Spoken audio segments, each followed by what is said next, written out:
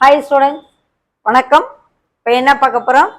இயல் 7 எடுத்துக்காட்டு 7.30 என்ன கொடுத்துருக்கோம்?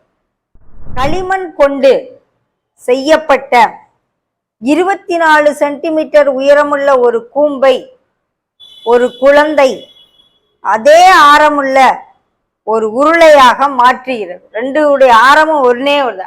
இதனுடைய ஆரம் என்ன தெரியாது, ஆறுன்னு வச்சுக்கிடுவோம். உயரம் 24 சென்டிமீட்டர் இப்படி இருக்கு. அந்த களிமண் பொம்மைய அந்த குழந்தை என்ன செய்யுது? அதே ஆரமுள்ள ஒரு உருளையா மாத்திருது.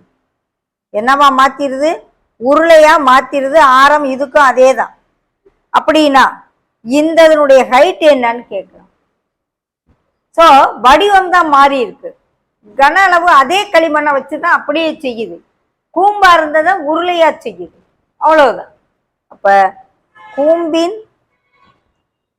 கன அளவு ஈக்குவல் டு உருளையின் கன அளவு. ஆரம் 6ன்னு வச்சுக்கோ. ரெண்டுக்குமே ஒரே ஆரம் தான். கூம்பின் உயரம் 24 சென்டிமீட்டர். உருளையின் உயரம் என்னன்னு கேட்கிறாங்க.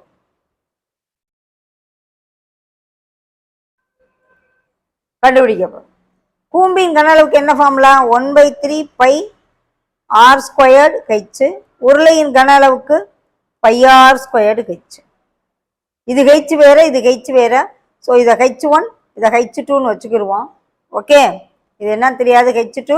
இதை என்னன்னு வச்சுக்கிடுவோம்? H1 வச்சுக்கிடுவோம். Bike by அடியாகும். ரெண்டினுடைய ஆரமும் சமம்ட்டாங்க. R1 ஈக்குவல் டு R2ன்னு கொடுத்துட்டாங்க. அதே அளவு ஆரம் இல்லைன்ட்டாங்க. So R1 is equal to R2.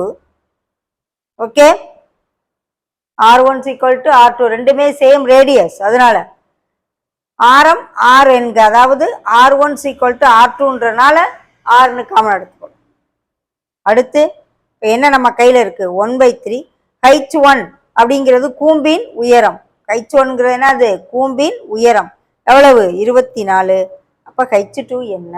So H2 equal to 8 centimetre. உருளையின் உயரம் 8 சென்டிமீட்டர்.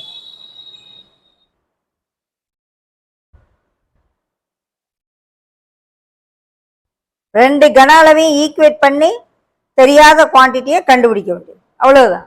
கொடுத்துருக்கத போட வேண்டியது. ரெண்டு ஆரமும் சமம்னால R வச்சுமே அடிக்கலாம்.